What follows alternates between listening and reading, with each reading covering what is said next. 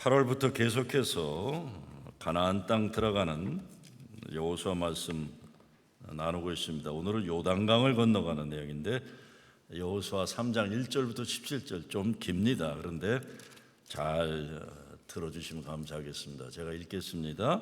또 여호수아가 아침에 일찍 일어나서 그와 모든 이스라엘 자손들과 더불어 시딤에서 떠나 요단에 이르러 건너가기 전에 거기서 유숙하니라. 사흘 후에 관리들이 진중으로 두루다니며 백성에게 명령하여 이르되 너희는 레위 사람 제사장들이 너희 하나님 여호와의 언약궤 매는 것을 보거든 너희가 있는 곳을 떠나 그 뒤를 따르라. 그러나 너희와 그 사이 거리가 2000규빗쯤 되게 하고 그것에 가까이 하지는 말라. 그리하면 너희가 행할 길을 알리니 너희가 이전에 이 길을 지나보지 못하였음이라 하니라. 여호수아가 또 백성에게 이르되 너희는 자신을 성결하게 하라. 여호와께서 내일 너희 가운데 기이한 일을 행하시리라. 여호수아가 또 제사장들에게 말하여 이르되 언약궤를 메고 백성이 앞서 건너라 하매 곧 언약궤를 메고 백성이 앞서 나아가니라. 여호와께서 여호수아에게 이르시되 내가 오늘부터 시작하여 너를 온 이스라엘의 목전에서 크게 하여 내가 모세와 함께 있었던 것 같이 너와 함께 있는 것을 그들이 알게 하리라. 너는 언약궤를 맨 제사장들에게 명령하여 이르기를 너희가 요단 물가에 이르거든 요단에 들어서라 하라. 여호수아가 이스라엘 자손에게 이르되 이리 와서 너희 하나님 여호와의 말씀을 들으라 하고 또 말하되 살아계신 하나님이 너희 가운데에 계시사 가나안 족속과 헷 족속과 히위 족속과 브리스 족속과 기르가스 족속과 아모리 족속과 여부스 족속을 너희 앞에서 반드시 쫓아내실 줄을 이것으로서 너희가 알리라. 보라 온 땅에 주의 언약궤가 너희 앞에서 요단을 건너가나니 이제 이스라엘 지파 중에서 각 지파에 한 사람씩 12명을 택하라. 온 땅에 주 여호와의 궤를 맨 제사장들의 발바닥이 요단물을 밟고 멈추면 요단물 곧 위에서부터 흘러내리던 물이 끊어지고 한 곳에 쌓여 서리라. 백성이 요단을 건너려고 자기들의 장막을 떠날 때에 제사장들은 언약궤를 메고 백성 앞에서 나아가니라. 요단이 곡식 거두는 시기에는 항상 언덕에 넘치더라. 궤를 맨 자들이 요단에 이르며 궤를 맨 제사장들의 발이 물가에 잠기자 곧 위에서부터 흘러내리던 물이 그쳐서 사르단에 가까운 매우 멀리 있는 아담 성읍 변두리에 일어나 한 곳에 쌓이고 아라바의 바다 여매로 향하여 흘러가는 물은 온전히 끊어지매 백성이 여리고 앞으로 바로 건널세. 여호와의 언약궤를 맨 제사장들은 요단 가운데 마른 땅에 굳게 섰고 그 모든 백성이 요단을 건너기를 마칠 때까지 모든 이스라엘은 그 마른 땅으로 건너갔더라. 아멘. 저는 요단강을 생각하면 잊지 못할 사건이 있습니다. 한 30여 년 전에 7월 4일 독립기념일이라서 연휴에 이제 집에서 신나게 쉬고 있는데 병원에서 전화가 왔어요. 당시 제가 개척했던 교회 연세가 제일 많으신 어른이 곧 세상을 떠나실 것 같으니까 의사가 목사 오라고 그래야 된다 이렇게 한 겁니다. 그 의사 선생이 제가 잘 아는 장로교회 집사였는데 믿음 좋은 분이셨는데 제가 와서 임종 예배를 드리도록 배려를 한 겁니다. 그래서 급하게 집사람 보고 운전하라고 그러고 제가 뭐 그때만 해도 이 병원 가서 설교하는 것도 그냥 스트레스 받을 때니까 옆에서 이제 무슨 말씀을 나눠야 되나 긴장을 하고 임종 예배를 준비하면서 병원으로 달려가서 병실에 들어갔는데 아니 돌아가신 줄 아는 분이 정신이 말짱하게 살아나신 거예요. 그래서 제가 아니 의사가 요단강 건너가신다고 하셨는데 아니 할아버지 어떻게 정신이 또렷하세요? 그랬어요. 그때는 제가 목사라고 하지만 뭐 저희 아버지보다도 연세 많은 교인들이 계시니까 저를 귀여워하는 어른들이 많으셨어요. 근데 아니 어떻게 되셨어요? 그랬더니 저보고 오라 그러더니 할 말이 있다고 그러시는 거예요. 비몽사몽간에 어딘지 길을 가고 있는데 강가에 이르게 된 겁니다. 이것이 요단강이구나 생각했다는 거예요. 이 강을 건너가면 나는 세상을 떠나는구나 생각하고 있는데 강가에 식당이 눈에 보이기에 저기 가서 밥이나 먹고 가자 이렇게 생각을 했다는 겁니다. 그래서 요단강변 식당에 들어가 보니까 냉면집이라는 거예요. 이분도 이제 이북 어른이신데 냉면이 얼마나 맛있는지 먹다가 이 할아버지가 제 생각을 했다는 거예요. 우리 젊은 목사가 냉면을 좋아하는데 여기 와서 같이 먹어야겠다 생각을 하고 그래서 요단강 저쪽으로 안 건너가시고 집을 향해 다시 뛰어오셨다는 거예요. 이렇게 기가 막힌 거 같이 먹자고 얘기하기 위해서 뛰어와서 살아나신 거예요. 깨어났다는 겁니다. 네? 제가 왜 이 말씀을 드리겠습니까? 기가 막히게 맛있는 게 있으면 저를 아니, 의사는 세상 떠나는 마지막 순간이 되었다는 생각에서 목사를 오라고 했는데 이분이 요단강을 건너가지 않고 요단강변 냉면집에서 저와 냉면 드시려고 다시 돌아오신 거예요. 그래서 제가 아니 할아버지, 저는 한참 젊은데 나중에 다시 요단강가에 이르시면 제발 내 생각하지 마시고 혼자 냉면 드시고 곱빼기 드시고 가시라고. 그리고 같이 웃었어요. 저까지 신경 쓰지 마시라고. 결국 한 달 후에 조용히 떠나셨어요. 사실 떠나실 때도 제 가슴에 은혜를 남기고 할아버지가 떠나셨어요. 제 손을 잡고 같이 노래 부르다 이렇게 떠나셨는데, 제가 장례비를 드리면서 그랬습니다. 우리 백봉조 할아버지께서 한 달 전 요단강 건너가려다가 다시 살아나셔서 저보고 요단강변 냉면집에 같이 가자고 하시더니 아무래도 제가 너무 젊으니까 그냥 혼자 냉면 곱빼기 드시고 가신 것 같습니다. 이렇게 말씀을 드렸어요. 오늘 본문에서 이스라엘 백성들이 드디어 요단강을 건너는 겁니다. 에집트 노예 400여 년, 광야 40년 생활을 청산하고 이제 정탐을 다 마치고 이제는 정말 바야흐로 요단강을 건너는 겁니다.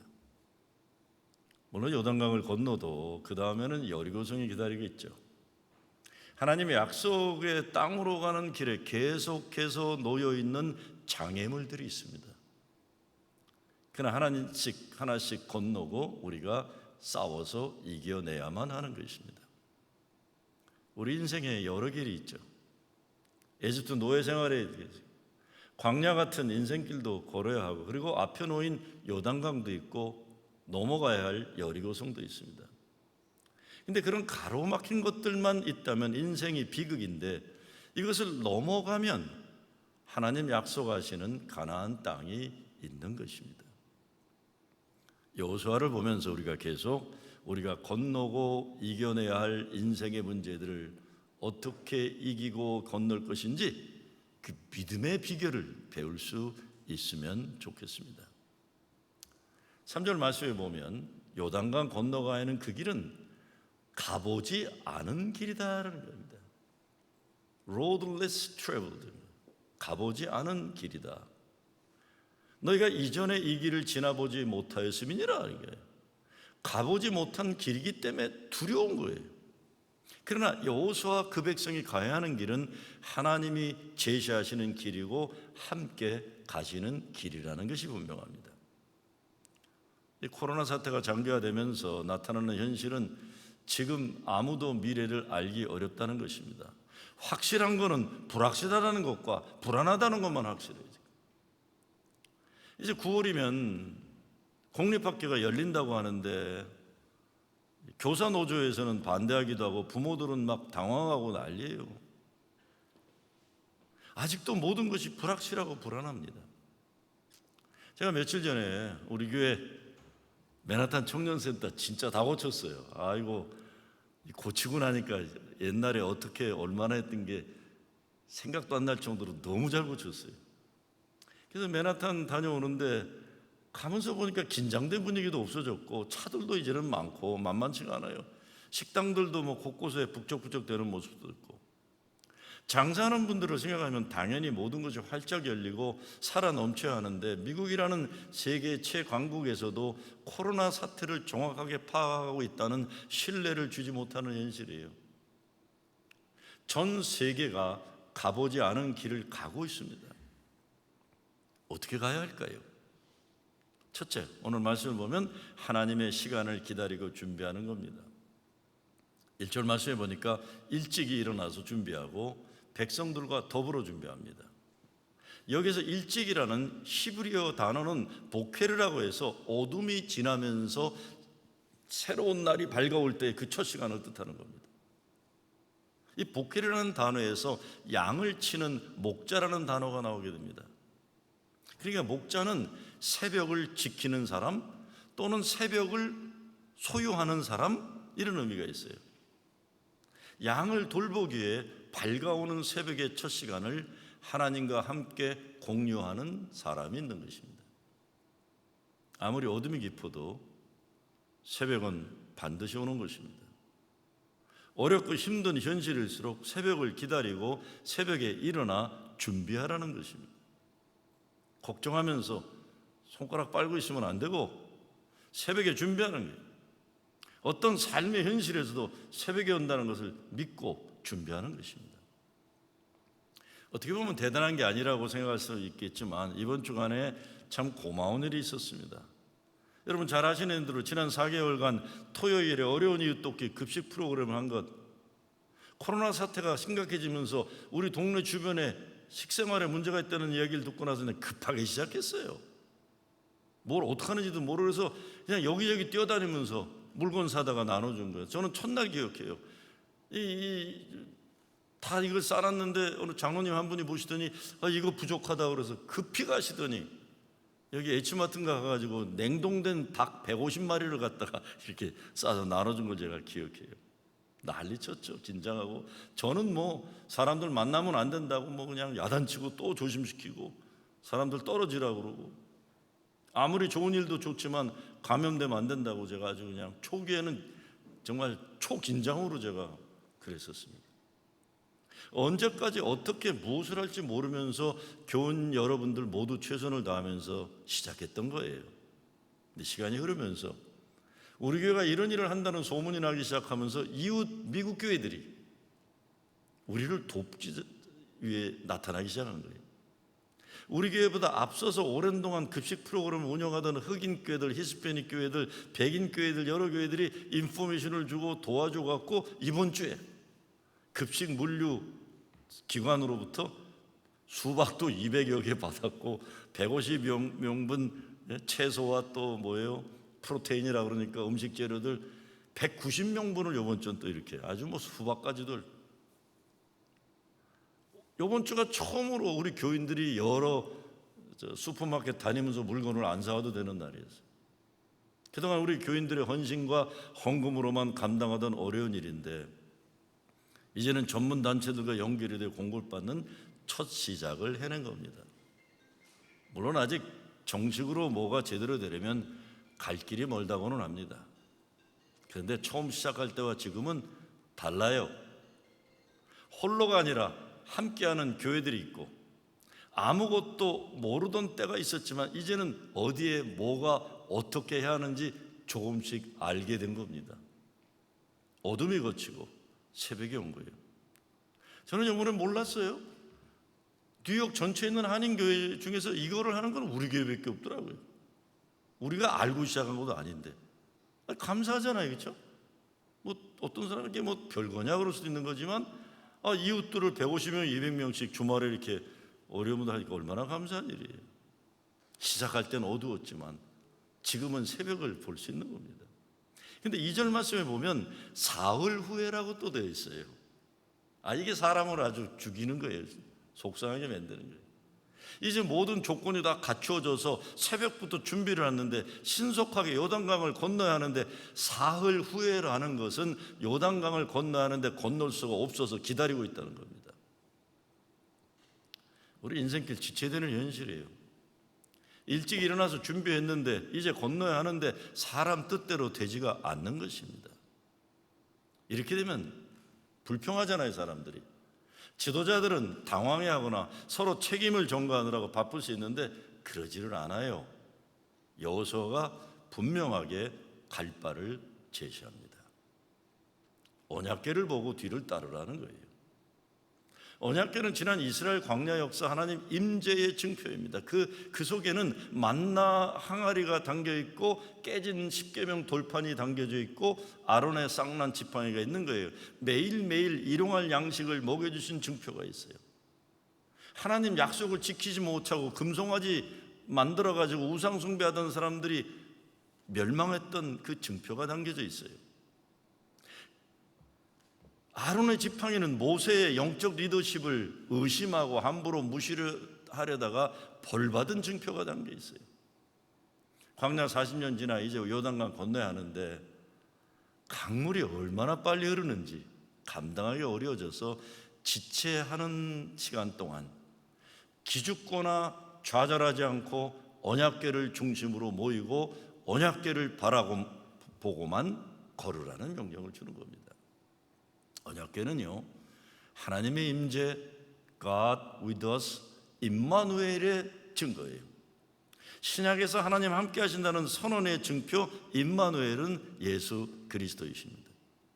그래서 히브리서 12장 2절에 보면 믿음의 주요 또 온전하게 하시는 이인 예수를 바라보자 이렇게 합니다.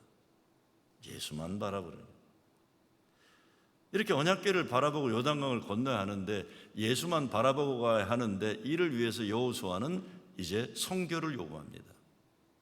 1절 말씀을 보면 아침에 일찍 일어나서 이스라엘과 더불어 시딤에서 떠나 요단에 이르러서는 이라고 되어 있어요.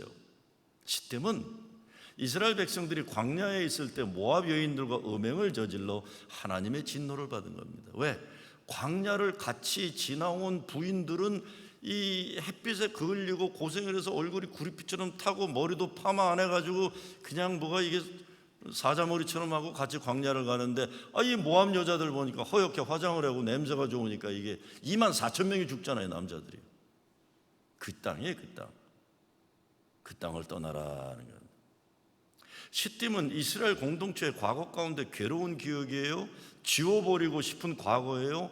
요단강을 건너기 전에 이 시딤을 떠나야 하는 것입니다. 요단이란 단어가 내려놓다는 뜻을 가지고 있어요. 무거운 짐, 죄악, 부끄러운 과거, 이것을 내려놓는 것이 요단입니다. 5절에니까 너희는 자신을 성결하게 하라. 여호와께서 내일 너희 가운데에 기이한 일을 행하시리라 그랬어요. 영어로 보면 consecrate yourselves for tomorrow the Lord will do amazing things among you. 기가 막힌 엄청 좋은 일을 주께서 이루시리라. 큰 어려움이 앞에 있는데 하나님은 will do amazing things among you. 그리고 그 기적을 약속하시는 5절 말씀 전반 부분에 보면 너희는 스스로 성결케 하라는 겁니다. 성결하지 않고서는 영적 전투에 승리할 수 없다는 말씀이에요. 성결한 사람을 위해 하나님이 직접 싸워주신다는 겁니다.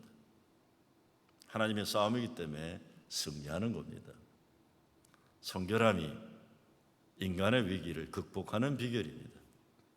우리 앞에 놓여있는 여러분 요단강 앞에서 우리 자신들을 점검하고 성결로 재무장하는 것입니다. 언제 어느 분이 감기 몸살로 고생하니까 연세 많으신 장로님 한 분이 그분에게 이렇게 얘기하더라고요. 그냥 며칠 굶고 푹 자면 돼요. 그러는 거예요. 아무것도 먹지 말고 잠자고 일어나라. 그래서 하시는 말씀이 짐승들이 병에 걸리면 제일 먼저 굶는 것이 그래야 살 수 있기 때문입니다. 위를 비우고 몸속에 있는 나쁜 도끼를 다 뽑아내야 살 수 있는 것입니다. 이게. 성결이란 건 이제 내 인생 하나님을 우선으로 살겠다는 결단이 그리고 실천이에요. 성결이 우선되지 않고서는 그 백성들은 하나님의 축복마저도 저주로 만들 수 있는 위험이 있는 백성들입니다. 하나님의 것으로 내 삶을 채운다는 것은 세상에 버려야 할 것들을 버려야 한다는 것입니다. 사람이 이겨내야 하는 문제를 종합해서 성경은 육신의 정욕이요 안목의 정욕이요 이생의 자랑이라고 했어요. 이런 것 이긴다는 것 절대 쉬운 일이 아닙니다. 코로나 사태로 사람들이 가장 많이 중독된 것이 인터넷이에요. 셀폰을 들여보느라고 하루 종일 눈과 마음이 그것에 들어가 있어요. 그러니까 눈도 나빠져요. 저 요즘에 간육을 먹는데 눈이 나빠져서 먹는데 왜 눈이 나쁘겠어요? 그냥 셀폰 들여다보는 게 5분 간격으로. 5분만 지나면 셀폰을 열어서 페이스북 들어가고 구글 두드리고 이메일 확인하고 카톡 들어가고 잠시도 거기서 눈과 마음을 놓지 못하는 거예요. 하늘을 보고 하늘나는 새를 보고 들판의 꽃을 보고 바다를 보고 세상 천지 아름다움과 광활함을 보고 주의 영화로우심을 노래해야 하는데 이 작은 셀폰 여기에 몸과 마음이 빠져 있어요. 저도 코로나 사태 이후 가장 많이 노력하는 것이 셀폰 안 보기 운동을 하고 있어요. 셀폰에서 눈을 들어 하나님을 보는 훈련을 하는 것입니다. 두 번째, 강물이 가장 불어난 때에 건너라고 하고 있습니다. 15절 말씀에 보면 요단이 곡식 거두는 시기에는 항상 언덕에 넘치더라. 물이 넘치는 홍수의 때에 건너는 겁니다. 상식적으로는 물이 줄어서 건너기 쉬운 때에 건너하는 건데 홍수의 때에 길을 건너라, 이것은 사람의 능력으로 건너는 것이 아니라 하나님의 말씀의 약속을 믿고 건너는 분명한 깨우침을 주고 있는 겁니다. 내가 했다, 우리가 했다가 아니라 하나님이 열어주셨다, 하나님이 해주셨다를 경험하게 하는 겁니다. 여러분도 인생 돌아보시면 가장 큰 하나님의 은혜를 체험한 때가 언제였습니까? 순탄 대로가 열려있어 모든 것이 내 마음대로 되던 때였습니까? 아닐 겁니다. 인간의 상식으로 어렵고 불가능한 현실을 믿음으로 넘어가면서 체험한 하나님의 기적들이 우리에게 있다는 걸 우리가 기억하실 거예요. 이스라엘 백성들은 이미 모세와 함께 홍해를 건넌 경험이 있습니다. 그리고 지금 요단강을 건너는 거예요. 저도 짧은 인생이라면 할 수 있겠지만 내가 살아온 인생길에서 주저앉아 버릴 수도 있었고 포기하지 않으면 안 될 것 같은 상황들이 수없이 있었습니다. 저보다 더 어려운 역사를 살아온 어른들은 저와 또 비교도 되지 않는 수많은 광야의 길, 수많은 홍해를 건너고 또 건너셨을 거예요. 한번 여러분이 오늘까지 인생 살면서 넘어야 했던 산, 강, 바다 생각해 보시기 바라요. 요단강을 넘어가는데 넘어가기 가장 어려운 홍수가 범람하는 데 넘어가는 거예요. 저는 이스라엘 백성들이 자기들의 역사를 돌이켜보면서 하나님의 도우심이 없었다면 불가능했던 역사를 설명하려고 한다는 것을 오늘 본문에서 볼 수가 있습니다. 자기들만의 힘으로는 도저히 가능하지 않았던 것을 생각한 겁니다. 작은 신앙 체험들을 통해서 담대한 믿음으로 기적을 체험하게 된 것을 증거하는 겁니다. 여러분, 우리 솔직히 얘기해 봅시다. 기적이 아니고 우리가 어떻게 여기서 살고 있습니까? 순간순간마다 기적이 있어요. 여러분 앞에 어떤 요단강에 놓여 있습니까? 하나님 명령을 받은 여호수아가 그 백성들에게 요단강을 건너도록 하는데 물이 넘치는 때에 건너게 하는 거예요. 영어로 God makes no way into highway라는 말이 있어요. God makes no way into highway. 하나님은 막힌 길을 열어서 no way를, 대로를, 하이웨이를 만드시는 겁니다.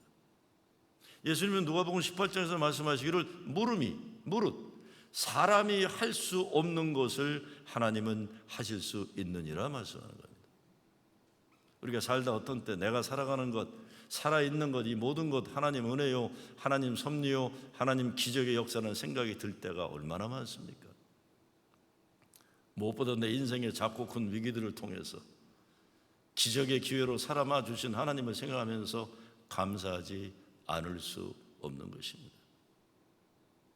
가로막힌 요단강, 너무 세차게 물이 흘러 엄두가 안 나는 두려운 요단강 앞에서 기적을 소망하는 여러분 되시길 주의 이름으로 축원합니다. 제가 한번 말씀드렸죠? 마스크 쓰고 찬송도 못 부르는 얘기라니까 지금 80 중반에 계신 황해도에서 내려오신 우리 선배 장로교 목사님이 저한테 전화를 하셨어요. 김 목사, 힘들어하지 마. 우리 6.25 때는 주일날 찬송도 입을 열지 못하고 부르고 성경도 속으로 읽고 그래도 예배 드렸어. 괜찮아. 그 어른이 보실 때는 제가 걱정하는 건 걱정도 아니라고 생각하시는 거죠. 여호수아는 광야 40년에 익숙한 백성들이 가나안 약속의 땅으로 가기에 앞서 하나님 약속을 굳게 믿고 이를 위해 인간 위기의 때에 반드시 하나님 기회의 때가 있음을 보도록 말씀하고 있습니다. 성경에서 보여주는 가장 축복된 인생은 주께서 그와 함께 하시니라는 말씀이에요. 전능하신 하나님이 나와 함께 한다는 그 믿음으로 우리는 홍해도 건너고 요단강도 건너는 것입니다. 그 믿음으로 기적을 포기하지 않는 여러분 되시길 빕니다. 세 번째, 지도자에게 요단강 한복판에 언약궤를 메고 굳게 서 있으라고 말씀합니다. 6절에 보면 여호수아가 또 제사장들에게 말하 이르되 언약궤를 메고 백성의 앞서 건너라 하매 곧 언약궤를 메고 백성의 앞서 나아가니라. 제사장이 언약궤를 메고 앞장선다는 것은 물론 하나님 백성 앞에 가신다는 것을 의미하는 거예요. 그러나 동시에 지도자들이 앞서야 한다는 것을 말합니다.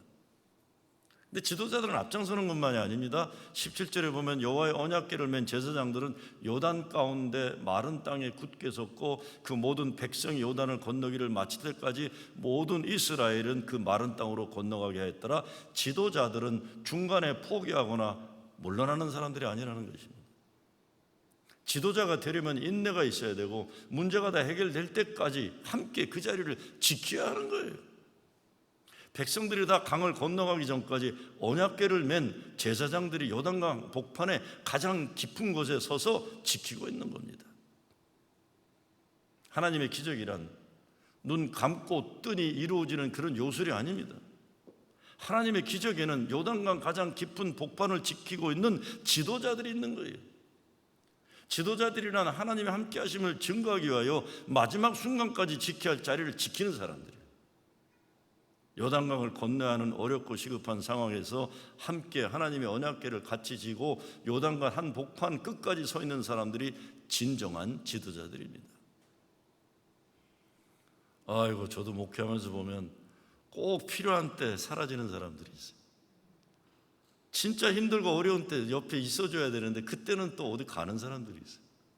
제가 말은 이렇게 쉽게 얘기하지만 그냥 저도 제가 감당해야 할 힘든 일을 지나면서 오늘까지 왔기 때문에 말씀드리는 겁니다.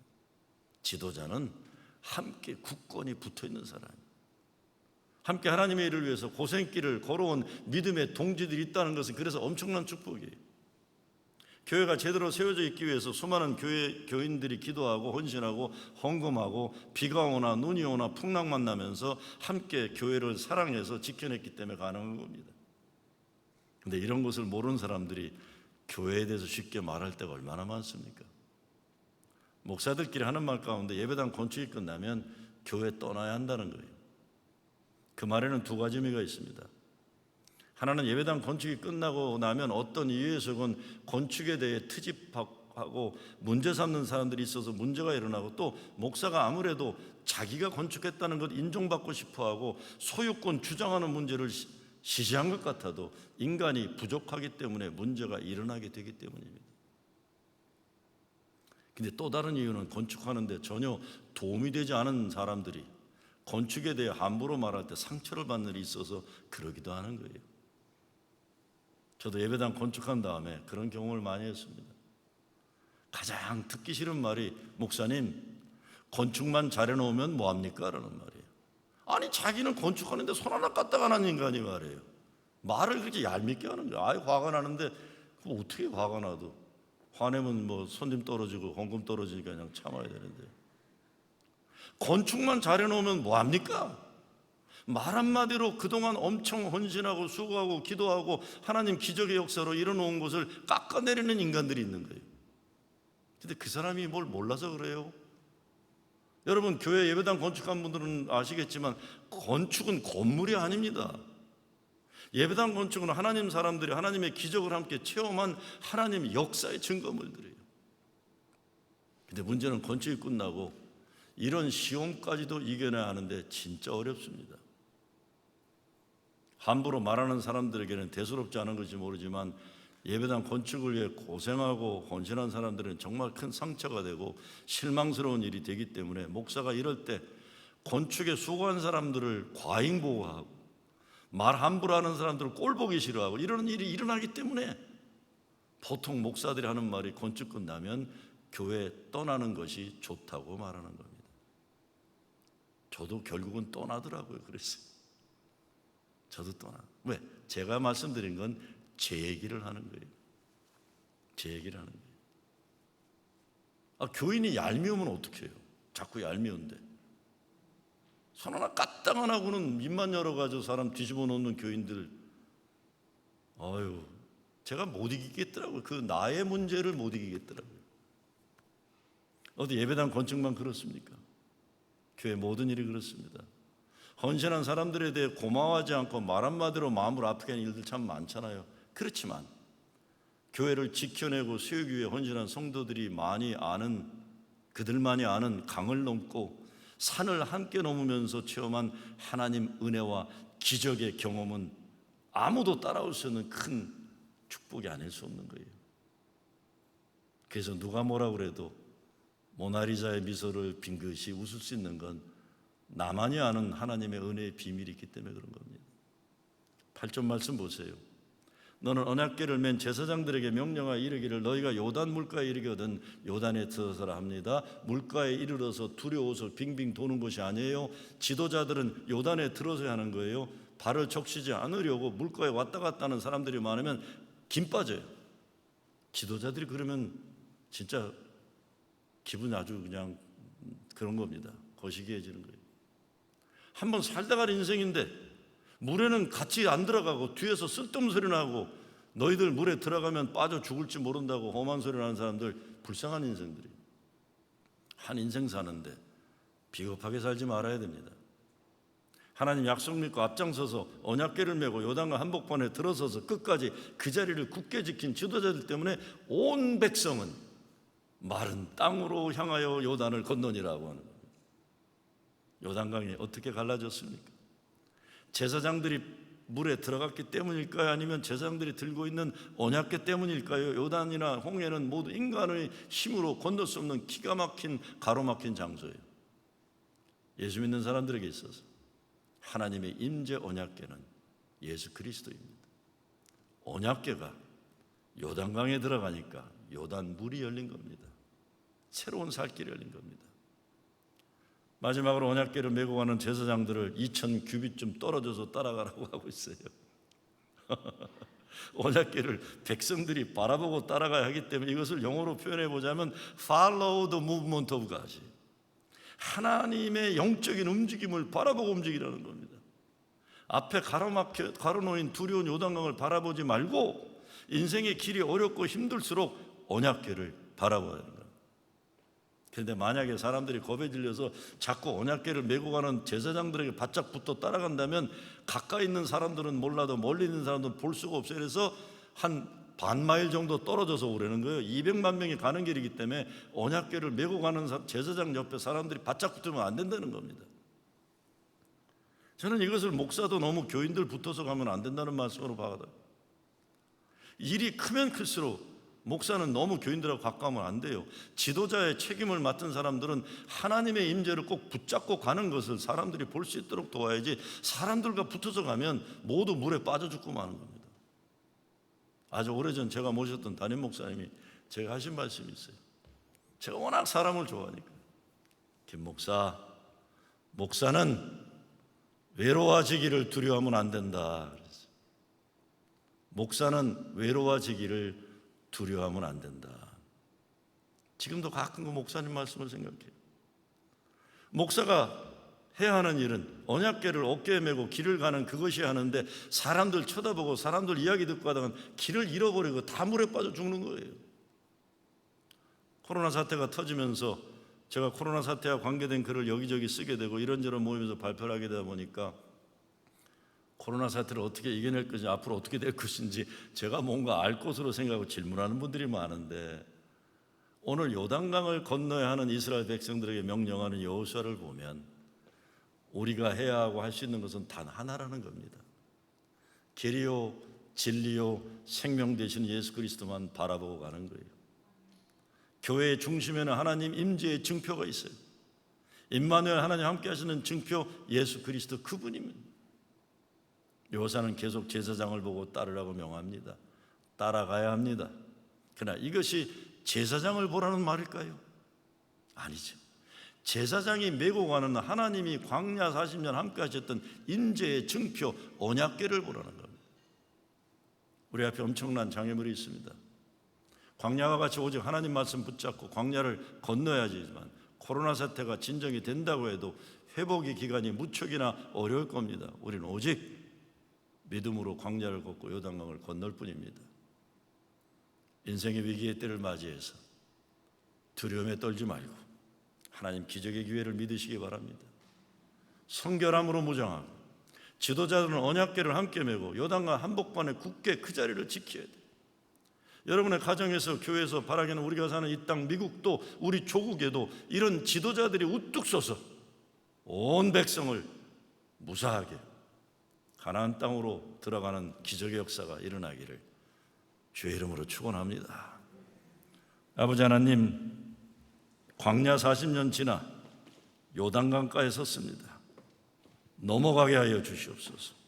오직 말씀만 붙잡고 하나님 임재의 증표 언약궤만 바라보고 넘어가게 하여 주시옵소서. 예수 그리스도의 이름으로 기도드리옵나이다.